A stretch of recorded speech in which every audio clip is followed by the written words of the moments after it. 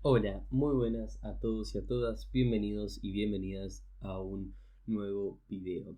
Hoy vamos a estar hablando sobre los fundamentos de la psicología del deporte y el ejercicio físico. Básicamente es un texto de Daniel Gold. Si te interesa, quédate y empezamos. Precisamente vamos a leer hoy el capítulo 12, que es titulado La comunicación. La comunicación es parte de nuestras vidas cotidianas. ¿Se acuerdan el lector Jason, un jugador de béisbol del capítulo 6 que iba a batear en la última entrada con 2 hombres y 2 errores en llegadas a base? Ahora nos encontramos en el partido que decide el campeonato. El equipo de Jason está perdiendo por 3 victorias a 2 y de nuevo hay mucha presión. El marcador es de empate a 2 y entonces Jason comete un error, golpea mal y falla el lanzamiento. Y el entrenador le dice: Jason, no puedo creer que dieras ese golpe. ¿Cuántas veces te he dicho que ya está bien de lanzamiento así? Ha sido de lo más estúpido, nos has fallado y quizás nunca más tengamos la oportunidad de ganar el campeonato.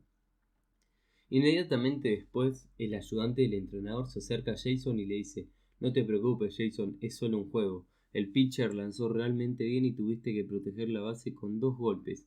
Quizás la próxima vez puedas aguantar mejor la respiración sobre el bate y acotar el lanzamiento, pero sé que hiciste lo mejor posible. Jason recibió mensajes muy distintos de sus entrenadores sobre su ejecución y, por supuesto, uno y otro tuvieron efectos harto diferentes. Gracias al ayudante del entrenador, Jason no agachará la cabeza porque sabe que ha hecho lo que ha podido. La próxima vez se agarrará mejor el bate y le saldrá bien. Si Jason hubiera recibido solo el primer mensaje, quién sabe si siquiera habría una próxima vez. Esta escena hace hincapié en lo importante que es la comunicación en el ámbito del deporte y el ejercicio físico. Con independencia de lo brillante que sea un entrenador en la planificación de una estrategia y en el conocimiento de los aspectos técnicos del juego, el éxito dependerá de la capacidad de comunicarse eficazmente con los deportistas, lo cual es también válido para educadores físicos y monitores. En esencia, no es lo que se sabe, sino cómo se comunica esa información a los demás. Con frecuencia, los trastornos de la comunicación están en la base de ciertos problemas cuando los entrenadores hablan con los deportistas o los profesores con los alumnos. Quizás las siguientes observaciones suenen de algo simplemente que es imposible hablar con él, tanto que se lo digas una como 1000 veces o lo que entra por una oreja le sale por la otra. Por su parte, los estudiantes y deportistas también tienen comentarios que hacer de sus profesores y entrenadores, como: nunca explica por qué hace las cosas, es difícil acercarse a él, o siempre está vociferando y diciendo las cosas a gritos. Sin duda, hay problema en ambos lados. Resolver estas lagunas de la comunicación es fundamental para poder preservar un entorno positivo de aprendizaje o incluso de entrenamiento. En este capítulo que vamos a estar leyendo y que estamos leyendo, vamos a aprender sobre el proceso que sigue todo tipo de comunicación, sobre 3 tipos de comunicación: el envío efectivo de mensajes, la escucha efectiva, lo que provoca los trastornos de la comunicación y cómo comunicarse de manera más eficaz. Empecemos por el proceso de la comunicación. Todas las clases de comunicación siguen el mismo proceso básico. Primero, una decisión de enviar un mensaje sobre algo. Segundo, la codificación del mensaje por parte del emisor. Tercero, el canal a través del cual el mensaje es transmitido para su recepción. Cuarto, la decodificación del mensaje por parte del receptor. Y quinto y último, la respuesta interna al mensaje por parte del receptor. Entonces, 1. Una persona decide enviar un mensaje a otra. 2. Entonces el emisor traduce sus ideas codificadas a un mensaje. 3. El mensaje es canalizado, normalmente mediante palabras habladas, pero a veces por medios no verbales como el lenguaje de los signos, hacia el receptor. 4. El mensaje va a ser recibido e interpretado, o sea, decodificado. Y 5. Entonces el receptor piensa sobre el mensaje y responde inmediatamente, mostrándose interesado, enfadándose, sintiéndose aliviado, etc. ¿Cuáles son los propósitos de la comunicación? Aunque tiene lugar el mismo proceso en todo tipo de comunicación, los objetivos pueden ir variando. Un entrenador o profesor puede comunicarse para convencer a una persona de una clase de aeróbic de que puede perder peso si hace ejercicio físico de manera regular, O puede, por ejemplo, comunicarse para evaluar lo bien que ejecuta un gimnasta ciertos ejercicios de la rutina en barra de equilibrios, o puede informar a los estudiantes sobre cómo ejecutar una nueva destreza en el voleibol, o puede incluso motivar al equipo para que se mentalice ante el próximo partido contra un adversario difícil, o puede intentar comunicar sobre resolver conflictos interpersonales en el equipo. La comunicación puede incorporar diversos propósitos a la vez. Por ejemplo, supongamos que un profesor de danza aeróbica quiere incluir movimientos más fuertes y vigorosos en el régimen de ejercicios físicos de la clase. Para ello va a utilizar la motivación y la persuasión con el fin de convencer a la clase de las ventajas de estos ejercicios añadidos, y a continuación va a informar el modo de ejecutar esa nueva destreza. Tipos de comunicación. La comunicación tiene lugar de tres maneras básicas: interpersonal, intrapersonal y no verbal. Por lo general, cuando hablamos de comunicación, queremos decir comunicación interpersonal, que incluye al menos dos personas y un intercambio de significado. El emisor intenta influir en las respuestas de una o varias personas concretas. El mensaje o contenido puede ser recibido por aquellas a las que iba dirigido, por otras a las que no iba dirigido, o por ambos tipos. A veces el mensaje se distorsiona de tal forma que el emisor no recibe la respuesta pretendida. La comunicación intrapersonal es la que tenemos con nosotros mismos. Las personas hablan mucho consigo mismas y este diálogo interno es importante. En estos casos, lo que nos decimos nos ayuda generalmente a modelar y predecir nuestra forma de actuar y ejecutar. Por ejemplo, quizás un joven de una clase de educación física tiene miedo de realizar una nueva destreza, el servicio en el tenis, y se dice a sí mismo que no puede hacerlo y que hará el ridículo si lo intenta. Esta comunicación intrapersonal incrementa las probabilidades de no ejecución de la destreza en la forma adecuada. El hablar con uno mismo puede afectar también a la motivación, de tal modo que ésta puede mejorar si, por ejemplo, alguien está tratando de perder peso y se dice a sí mismo que parece más delgado y que se encuentra mejor. La comunicación no verbal, o señales o no verbales, son también decisivas para comunicar y recibir información. En un estudio a varios sujetos que estaban mirando un partido de tenis se le mostraron a los jugadores solo los intervalos entre puntos, es decir, no veían nunca a los jugadores golpear la bola o hacer ninguna jugada. No obstante, esos espectadores pudieron adivinar quién estaba ganando el partido en el 75% de los casos, ya que entre un punto y el siguiente los jugadores exhibían señales no verbales o lo bastante explícitas como para comunicar quién iba por delante o por detrás. Envío eficaz de mensajes.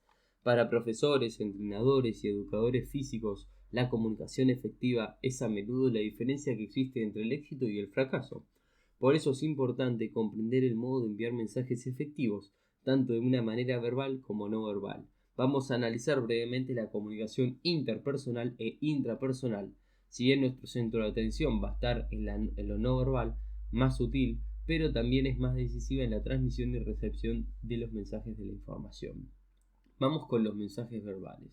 Los mensajes verbales deben enviarse con claridad y recibirse e interpretarse correctamente. Se producen fallos cuando la comunicación se envía de manera ineficaz, no se reciben o se malinterpretan con frecuencia, y el problema tiene que ver con la transmisión del mensaje. Algunas personas hablan demasiado, divagando sobre cosas que aburren o aturden a los demás, mientras que otras hablan demasiado poco, con lo que no transmiten la suficiente información. Así que vamos con algunas directrices para enviar mensajes eficaces. 1. Ser directo. Las personas que flojean en este aspecto dan por supuesto que la gente ya sabe lo que ellos quieren o sienten. En vez de expresar su mensaje directamente, solo sitúan lo que tienen en mente o se dirigen a otros esperando que el mensaje llegara indirectamente a la persona adecuada. 2. Asumir los mensajes como propios. Utilizar yo y mí y no nosotros o el equipo cuando se haga referencia a los propios mensajes. No reconocer como suyos sus mensajes cuando dice el equipo creo que la mayoría de la gente piensa, ya que en realidad lo que se está diciendo es que lo que cree o piensa cada uno. Utilizar los demás para reforzar lo que uno quiere decir da a entender cobardía a la hora de expresar los propios mensajes. 3. Ser completo y específico, o sea, proporcionar a la persona con la que se está hablando toda la información que se necesita para llegar a comprender totalmente ese mensaje. Esta alerta a los varios lógicos, a las suposiciones no conocidas y a las intenciones no manifiestas con cierta claridad. Ser claro y coherente, evitar mensajes dobles. Mari, la verdad es que quiero que juegues, pero no creo que este sea un buen partido para vos. Pienso que sos una deportista excelente, pero ahora mismo vas a tener que tener paciencia. Este ejemplo es un doble mensaje, tanto de aceptación y de rechazo. Deja a Mari confusa y probablemente dolida. Los mensajes dobles encierran significados contradictorios y normalmente una persona los envía cuando tiene miedo de ser directa. 5. Dar a conocer con claridad nuestras necesidades y nuestros sentimientos.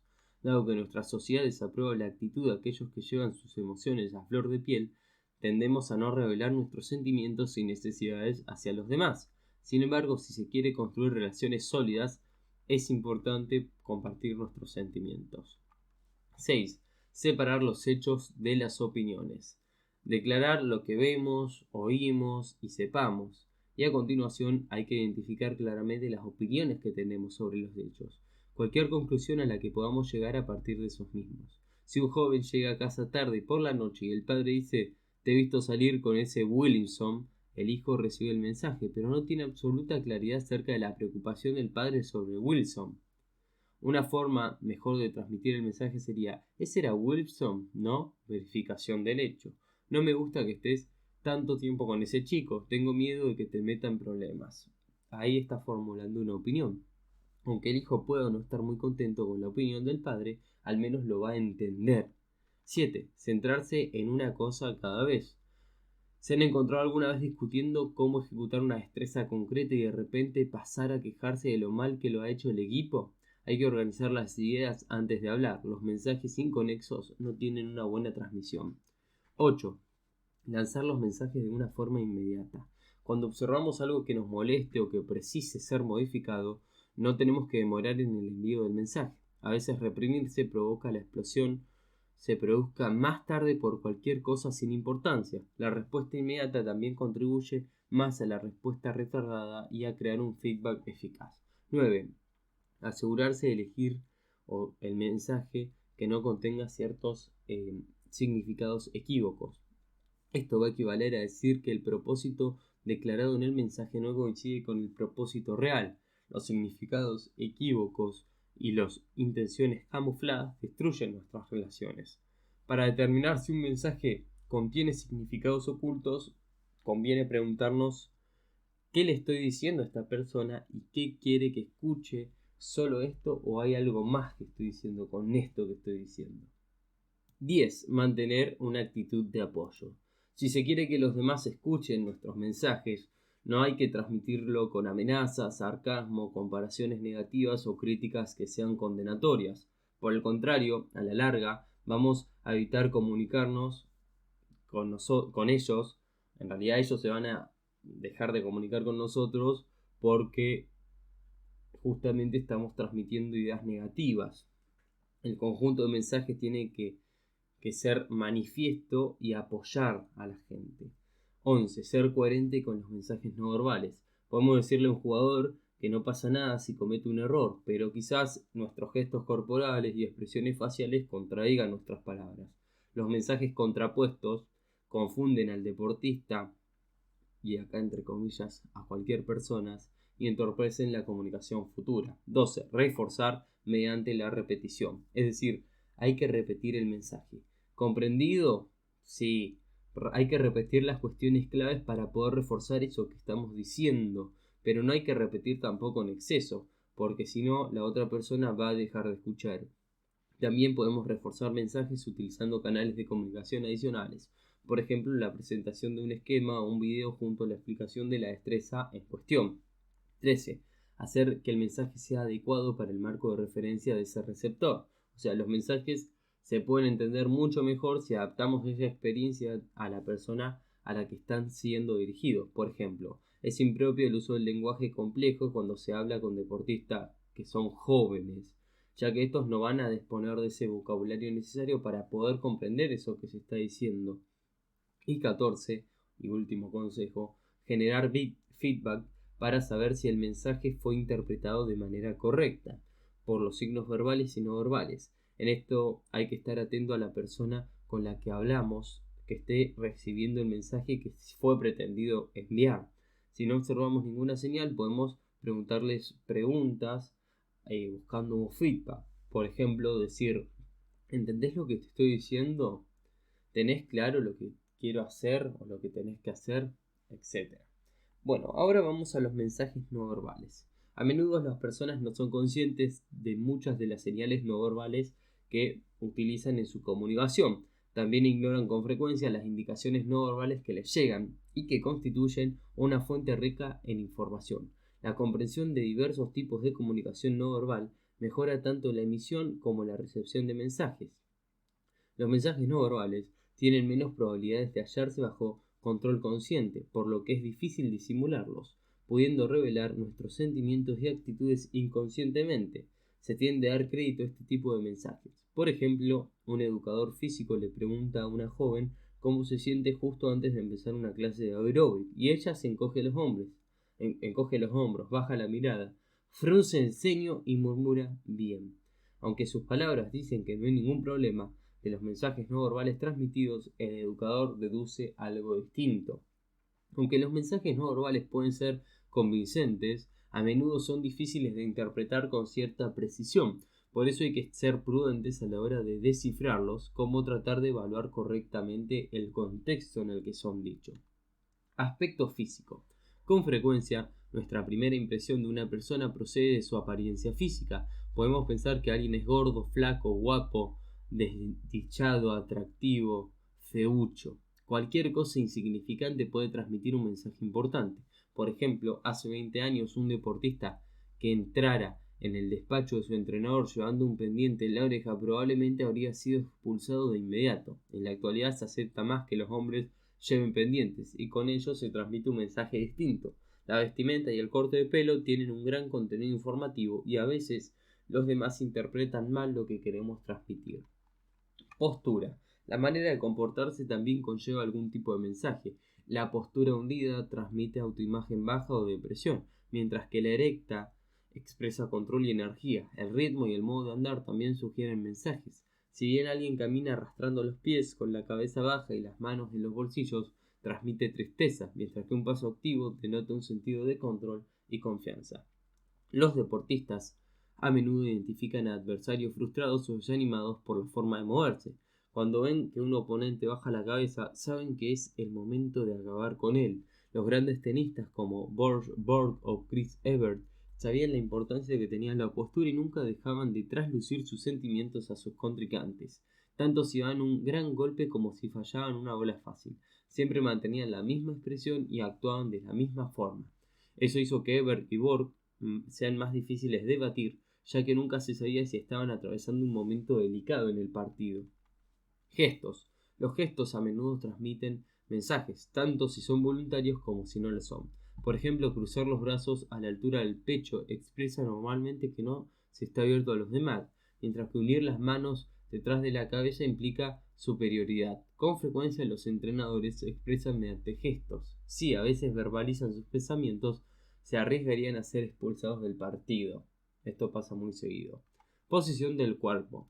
La posición corporal alude al espacio personal que hay entre una persona y los demás y a la posición del cuerpo que aquella adopta con respecto a estos. En realidad, la posición del cuerpo tiene que ver con un aspecto de proxémica, que es el estudio de la comunicación de las personas a partir de las formas de la utilización del espacio. Un ejemplo de lenguaje corporal se observa cuando el entrenador se rodea de jugadores titulares y no de reservas. Muchos entrenadores permanecen cerca de los primeros, los que denotan un favoritismo. John Thompson, entrenador de baloncesto de la Universidad de Georgetown, tiene la costumbre de sentarse entre los suplentes, a fin de que estos sientan importantes como los miembros del equipo. Contacto. El contacto es un método poderoso de comunicación no verbal que puede utilizarse para tranquilizar o expresar afecto u otros sentimientos, según sea la situación. En los últimos años nos hemos liberado cada vez más en el uso del contacto en el deporte, incluyendo los abrazos entre hombres, lo cual tiempo atrás era socialmente menos aceptado. A menudo, palmear cariñosamente la espalda o rodear con otro con el brazo pueden ser acciones eficaces en la transmisión de atención y empatía.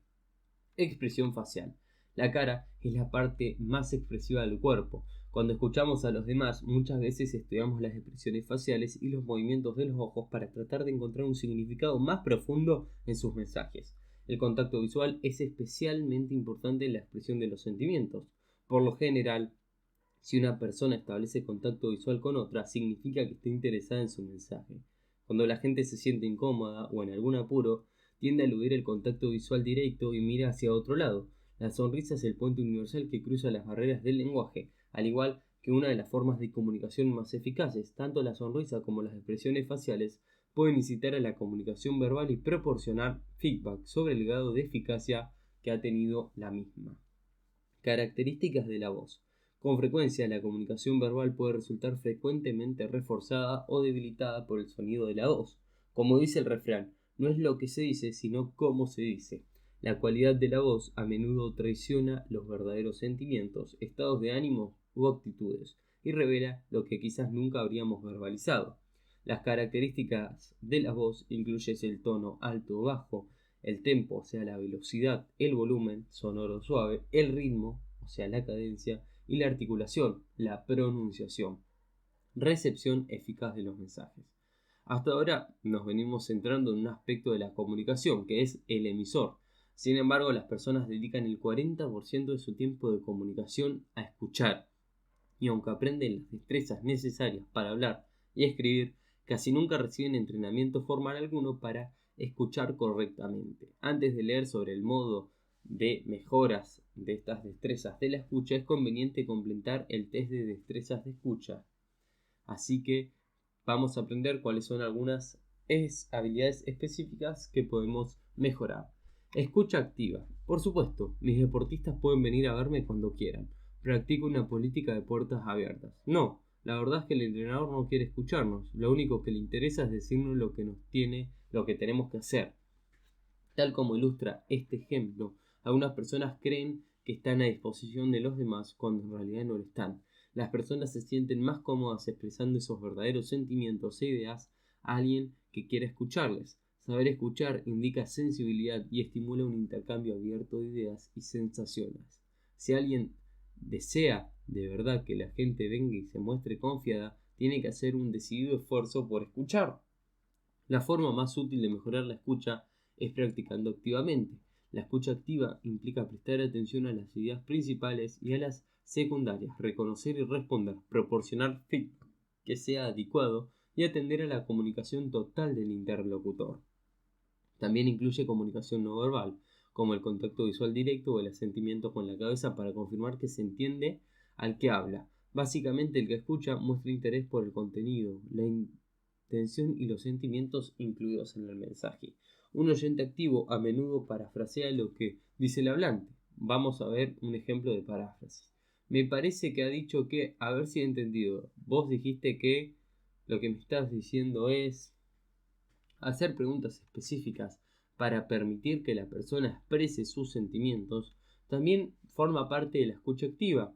Y acá van algunos ejemplos. Afirmación. Estoy pensando en aumentar mi ritmo de ejercicio de 3 a 5 días semanales, pero no sé si es lo mejor que puedo hacer ahora mismo. Pregunta. ¿Qué ganás o perdés al incrementar el número de días de ejercicios? Paráfrasis. Eso era pregunta. Ahora como paráfrasis. Parece como si vos estuvieras esforzándote por lograr un equilibrio entre estar en buena forma y satisfacer otras exigencias de tu vida. Al parafrasear las ideas y sentimientos de una persona, le permitimos saber que alguien le está escuchando y que nos interesamos por ella. Con frecuencia esto da lugar a una comunicación más abierta y a un intercambio en la medida que el hablante siente que se están interesando por él. Cuando se formulan preguntas hay que evitar la utilización del interrogativo ¿por qué?, ya que puede pensarse que esta palabra conlleva un juicio crítico. Rosenberg y Wilder presentan sugerencias adicionales para la mejora de la destreza de la escucha activa. 1. No hay que confundir oír con escuchar. Oír y escuchar son acciones distintas. La primera consiste tan solo en recibir sonidos, mientras que la segunda es un proceso activo. Oír a alguien no significa que se esté escuchando el significado de su mensaje. Para el que habla resulta frustrante comprobar que el receptor oye pero no escucha. Si nos damos cuenta de que no estamos escuchando, debemos ejercitar nuestra concentración en el que habla. Y 2. Hay que prepararse mentalmente para escuchar. A veces escuchar requiere de cierta preparación mental. Por ejemplo, antes de tener una discusión importante con alguien, es cuestión de crear un plan de acción mental pensando en la posible dureza del intercambio de palabras, es decir, ensayar mentalmente la atención cuidadosa al significado del mensaje del hablante. Hay que tratar de dejar las discusiones difíciles para cuando nuestro propio nivel de fuerza sea elevado y por lo tanto se pueda mantener la intensidad y escuchar activamente. Escucha de apoyo. Ser un oyente de apoyo significa que se está con el hablante y se valora su mensaje. Acá algunos consejos para poder hacer una escucha de apoyo. 1. Cuando estemos escuchando tenemos que utilizar conductas de apoyo. Estas comunican el mensaje de que reconocemos, comprendemos y aceptamos a la otra persona. Las conductas de apoyo pueden ser describir la conducta del otro en lugar de intentar evaluarla o atacarla. Se concentran en los pensamientos y sentimientos inmediatos. No son calculadas ni manipulatorias. Son empáticas, no indiferentes y permanecen abiertas a nuevas ideas y perspectivas a la posibilidad del cambio. Junto a estas conductas, hemos de utilizar también conductas de atención activa con el asentimiento de la cabeza con el contacto visual directo y claro. 2. Cuando estemos escuchando, tenemos que utilizar conductas de adaptación. Parte de la comunicación efectiva consiste en posibilitar que una persona sepa que estamos con ella en la conversación y que comprendemos su mensaje, aunque no estemos de acuerdo con el mismo. Si interrumpimos o no llevamos a cabo el reconocimiento verbal o no verbal de lo que alguien está diciendo, éste se sentirá desconcertado. Hemos de utilizar conductas de adaptación junto a las de apoyo para demostrar que estamos prestando atención, aceptando y comprendiendo. 3. Tenemos que utilizar conductas de escucha verbales y no verbales. Las conductas no verbales que comunican interés y atención incluyen permanecer a poca distancia de la persona, mantener el contacto visual, hacer los gestos faciales adecuados, estar frente uno al otro y mantener una postura abierta. Las conductas verbales tienen que transmitir una comprensión y reconocimiento de palabras y sentimientos del hablante. Escucha consciente. Hay que ser consciente de las diferencias entre las personas en las formas que reaccionan ante la comunicación, y acá algunos consejos para poder ser un oyente consciente. Primero, ser flexible.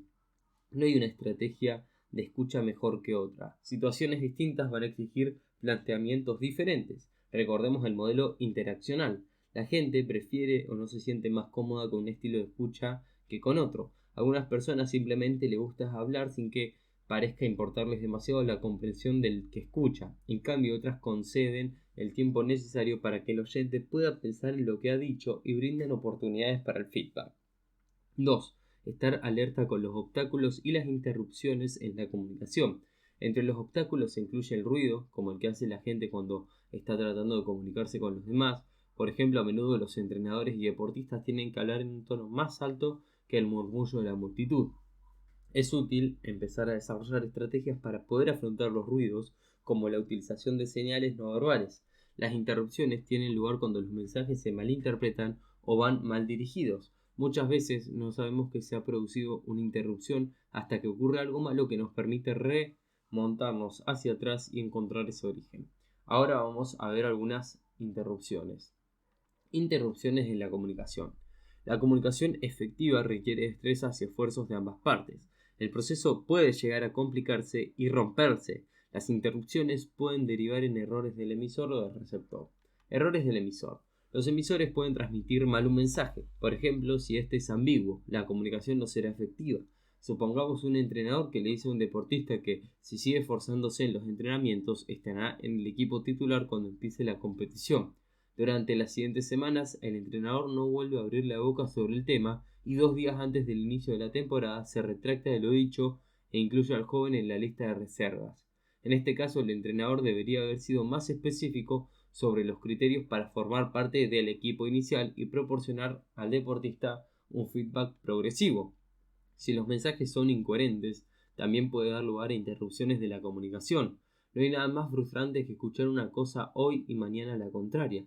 La coherencia es fundamental para consolidar la confianza y la competición. Por ejemplo, si un entrenador siempre tiene una actitud de apoyo durante los entrenamientos, pero es chillón y exigente en los partidos, puede provocar cierta confusión en los jugadores e incluso se puede llegar a hundir en las competiciones. A menudo la incoherencia tiene lugar cuando los canales verbales y no verbales entran en conflicto. Frente a un alumno que está intentando una destreza nueva, un profesor de educación física puede lanzar palabras de estímulo mientras su lenguaje corporal y su expresión facial denotan decepción e impaciencia. La comunicación incoherente produce inseguridad y ansiedad en aquellos que la reciben. Los educadores físicos quieren hacer que sus comunicaciones tengan credibilidad y coherencia, puede llegar a ser un buen camino para lograr ese objetivo. Y es preciso no solo ser coherente con cada participante, sino también evitar los agravios comparativos entre ellos. Por ejemplo, supongamos que un entrenador les dice a los jugadores que quienes lleguen tarde al entrenamiento no van a jugar el próximo partido. Se impone estas medidas cuando los que llegan con retraso son un par de reservas. Ha de hacer lo mismo cuando el afectado sea la estrella del equipo. Errores del receptor. La comunicación no efectiva es un arma de doble filo. Tanto los emisores como receptores pueden contribuir a la falta de comunicación. Como ilustración tomamos el ejemplo de Mari, una monitora de educación física que está hablando con Cindy, miembro de su curso de aeróbic, que ha faltado varias clases. Cindy, en las últimas semanas no has aparecido por aquí, dice Mari. Si no mantienes la regularidad de los ejercicios, volverás a engordar. De hecho, ya estoy viendo esos michilines. La intención de Mari era la de motivar a Cindy para que dejara de perder clases, pero ésta solo oye las palabras engordar y michilines. Al haber estado gorda durante años, es sumamente susceptible a cualquier comentario que se haga sobre su peso. Lo que oye decir a Mari es lo que está engordando y empieza a sentirse deprimida al suponer que el gran sacrificio hecho hasta ese momento para adelgazar ha sido inútil. No obstante, si Mari tiene algo más de sensibilidad, puede decirle a Cindy simplemente que ha notado su ausencia en su clase y que está contenta de verla otra vez allí. Así pues, en este caso ha habido un problema tanto en la emisión como en la recepción. Junto a la mala interpretación del mensaje, el no escuchar es otra forma en la que los receptores pueden causar problemas. Por ejemplo, un profesor puede transmitir muy bien la información, pero si sus alumnos están mirando por la ventana o pensando en la próxima fiesta, la comunicación se interrumpirá. El receptor comparte la responsabilidad con el emisor y ha de esforzarse todo lo posible para escuchar el mensaje que se está enviando.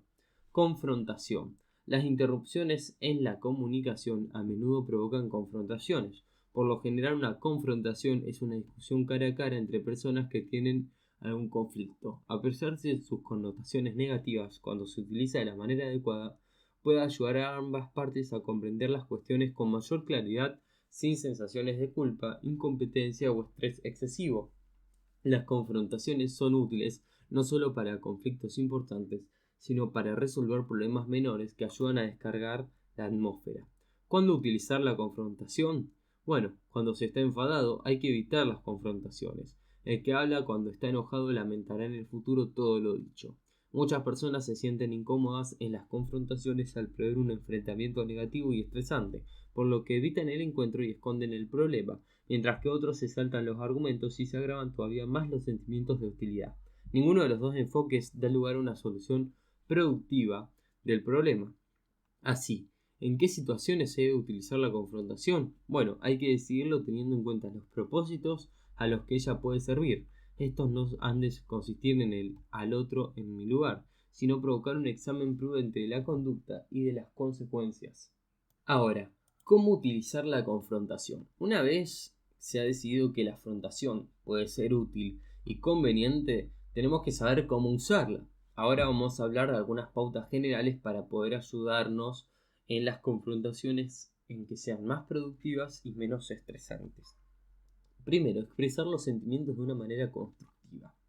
Con frecuencia, la liberación de tensión y sentimientos emocionales fuertes se hace de manera colérica, desahogo que nos puede hacer sentir momentáneamente mejor, pero por lo general nuestra ira se traduce en sentimientos de culpa, trastornos en el estómago o dolor de cabeza. Asimismo, cuando estamos enojados, tendemos a hacer afirmaciones que son crueles e irracionales sin pensar en las consecuencias que pueden tener. No podemos eliminar la cólera de nuestra estructura emocional, pero sí podemos aprender a afrontarla. Un primer paso consiste en aceptar que enojarse no es necesariamente algo malo. ¿Qué es lo que hacemos con ese enojo lo que convierte en algo constructivo o destructivo? Cuando estamos enojados no debemos atacar el carácter o la personalidad del otro. La comunicación debería tener un objetivo de mejorar situaciones futuras, proveer de información e instrucciones específicas en vez de atacar la forma de ser. Puede dar lugar a un cambio deseable de la conducta y mantener todavía una relación positiva. Cuando una persona se siente enojada o molesta, tenemos que tratar de identificar cuáles son exactamente esos sentimientos. Por ejemplo, me has fastidiado o tu conducta me ha decepcionado. A veces simple reconocimiento de las emociones puede servir para alivianarlas y evitar que se salga de las casillas. Y hay que tomar el tiempo necesario para reponerse si se deja que hable la cólera. Es probable que el mensaje no sea constructivo para nadie. Puede ser conveniente alejarse o dar un paso al costado. A veces apartarse de la situación por un momento permite calmarse y evaluar mejor las cosas. Pensar. Antes de gritar órdenes o soltar insultos, hay que pensar en las consecuencias que pueden tener esas acciones. Lo que está a punto de decir va a dar lugar a una confrontación satisfactoria, es decir, ¿podemos hacer comprender el mensaje sin molestar o avergonzar a la otra persona? Hay que respirar profundamente, detenernos unos segundos, y esa detención y respiración puede generar una diferencia en un intercambio positivo y en un desastre. Comprender. Uno debe preguntarse si está comprendiendo con exactitud a la persona y a la situación. Para lograrlo tenemos que hacernos preguntas directas para obtener información, establecer ciertos hechos y clarificar ciertas percepciones, no para infundir culpas o provocar cierto desconcierto. Hay que permitir a la otra persona saber que estamos intentando comprender su postura. En plena confrontación, la comprensión no siempre es fácil, pero si facilitamos que la otra persona exprese sus sentimientos sin someterla a un juicio crítico, casi siempre podemos llegar a una resolución del problema. Ser empático. Si una persona se aparta de los demás o se muestra antagonista o sarcástica, no transmite la idea de preocupación, sino más bien provoca que los demás se sientan desconfiados y ofendidos. En una confrontación el objetivo debería ser la resolución del problema de una forma mutua, sin dominar ni intimar a nadie. La esencia de la empatía va a consistir en ponerse en la piel del otro, es preguntarse uno mismo cómo se sentiría en circunstancias parecidas si él escucha, en este caso, estuviera recibiendo el mensaje. ¿Cómo se sentiría si se le criticara y si se le gritara? Por desgracia, muchos adultos que ocupan puestos de liderazgo no saben cómo estar en el extremo receptor de comentarios destructivos. Los profesionales han de reflexionar sobre el modo de sus críticas y observaciones que van a hacer y que van a tener un destinatario. Esto no significa que nunca haya que criticar, sino que hay que ser a la vez sincero y sensible a los sentimientos de los demás. Es reconocer al otro y a sus sentimientos y subjetividades. Ser flexible. En la mayoría de situaciones deportivas, una actitud de flexibilidad puede conducir a la indecisión y perjudicar el rendimiento, pero esto no sucede cuando dos personas tienen una confrontación. Mostrar una cierta actitud de flexibilidad ayuda a una persona a tener en cuenta lo que se le está diciendo. Si llegamos y exhibimos demasiada contundencia, el interlocutor puede sentirse atacado. Tantear y revelar las propias dudas no significa ser timotaro. Si solo quiere decir que estamos sugiriendo a la otra persona que examine los problemas tal como lo vemos nosotros. Obviamente también debemos proceder gradualmente. Empezar una confrontación con acusaciones y observaciones críticas no es precisamente un buen inicio. Hay que darle tiempo a la otra persona a la que capte lo que estamos diciendo y comprenda la naturaleza del problema. Si les transmitimos a alguien demasiada información en poco tiempo, vamos a generar en el otro confusión y una sobrecarga. Crítica. Aunque normalmente queremos ser positivos, va a haber ocasiones en las que la crítica sea necesaria. Por desgracia, muchas personas van a considerar las críticas como una amenaza a esa autoestima, por lo que su respuesta inmediata es ponerse a la defensiva. Se concentran en defenderse a sí mismas en lugar de escuchar el mensaje. Algunas investigaciones típicas señalan que el método sándwich es la forma más eficaz de hacer una crítica.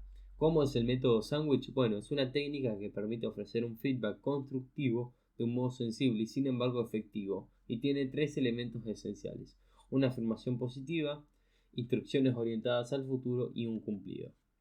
Vamos a ver las cosas con más detalle. Después de cometer un error, normalmente un deportista prevé un comentario negativo por parte del entrenador o el profesor, y lo que ocurre con frecuencia es que se las arregla para desconectar y no enterarse del mismo. Para garantizar que la persona atiende esa primera observación, esta ha de ser positiva, como por ejemplo, bonito intento, Janet, o buen trabajo, Marty, o eso sí fue un lanzamiento fuerte. Una vez la persona ha sido receptiva a la afirmación positiva inicial, prestará también atención a la segunda parte, que sería el feedback instruccional. El aspecto clave del método tipo sándwich son las instrucciones orientadas al futuro. Después de lograr captar la atención de la persona, hay que proporcionar un feedback instruccional decisivo, es decir, las conductas o estrategias a utilizar la próxima vez que se ejecute esa destreza. La razón de mantener la instrucción orientada al futuro está en impedir de inmediato que la persona piense en el error cometido. Pensar en un error a menudo se traduce en la repetición del mismo. El feedback debería ser positivo para asegurar que la persona permanece centrada en ella misma. En vez de implicar crítica, ridículo o desconcierto, el mensaje tendría que transmitir es la tarea a llevar a cabo la próxima vez. Por ejemplo, después de que una pelota ha pasado por entre las piernas del jugador, se le puede decir: la próxima vez que tenga una bola rasa, dobla simplemente la rodilla y bloqueala con el cuerpo. O después de que un estudiante que está ejercitando una nueva destreza en la barra de equilibrio se cae, se puede decir: necesitas concentrarte más en hacer que tus ojos miren al frente para ayudar a mantener el equilibrio. En vez de decirle: no, qué mal, bueno, intentalo de vuelta. La parte final del sándwich va a ser un cumplido. Después del feedback de instrucción hay que asegurarse de que la persona todavía se siente a gusto con esa ejecución.